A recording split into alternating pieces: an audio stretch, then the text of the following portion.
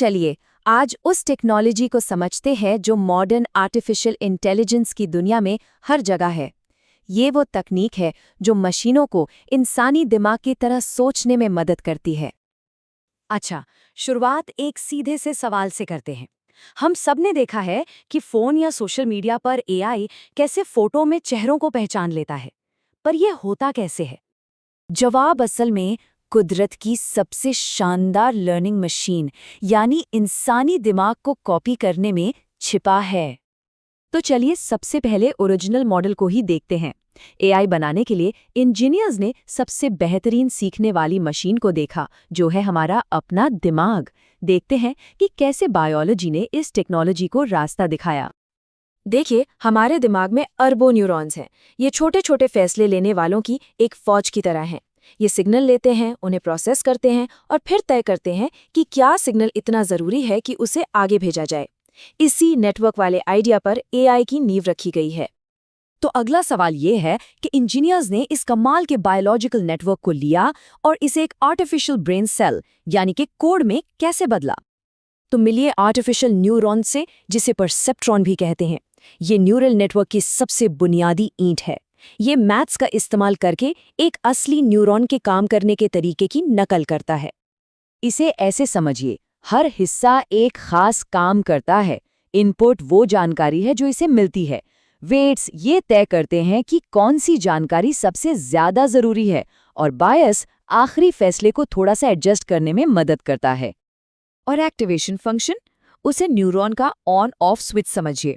ये सभी इनपुट्स की कुल ताकत को तौलता है और फिर फैसला करता है कि सिग्नल को आगे भेजना है या नहीं। मतलब ये एक तरह का गेट कीपर है।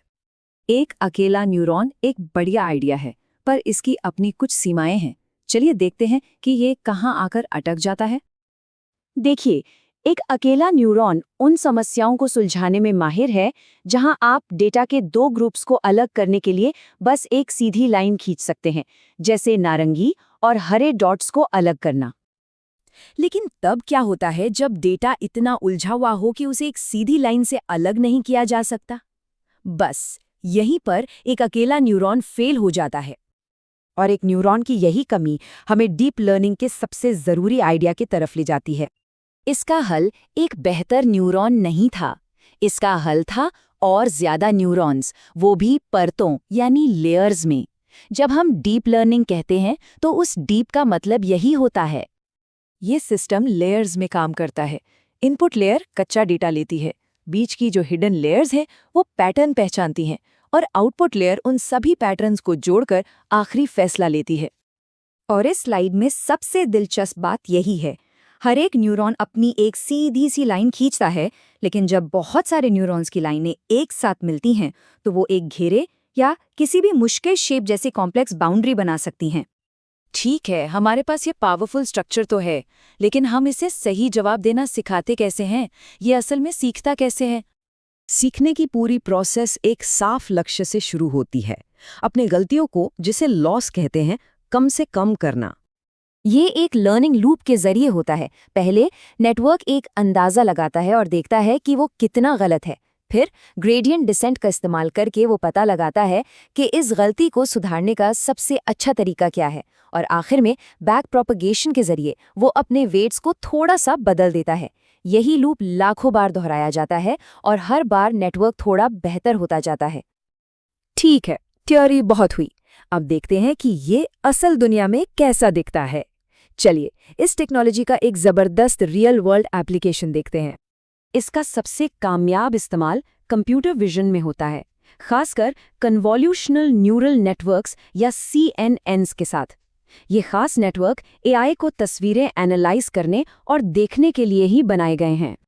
इसे ये बताने के बजाय कि दो कैसा दिखता है, नेटवर्क खुद ब खुद उन खासियतों को सीखता है जो किसी भी अंक को बनाती हैं।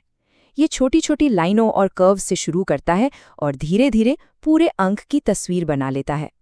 और नतीजे वो तो वाकई में कमाल के हैं। हाथ से लिखे अंकों के मशहूर MNIST डेटा सेट पर CNNs 99% से भी ज्यादा सटीकता हासिल कर सकते हैं। मतलब इन कामों के लिए लगभग इंसानों जैसा प्रदर्शन। ये टेक्नोलॉजी जाहिर तौर पर बहुत शक्तिशाली है, लेकिन ये हमें एक आखिरी सोचने पर मजबूर कर देने वाले सवाल के साथ छोड़ जाती है। क्या पैटर्न पहचानना और इंटेलिजेंट होना एक ही बात है? ये एक ऐसा सवाल है जिसका जवाब एआई के विकास के साथ-साथ हमें मिलता रहेगा।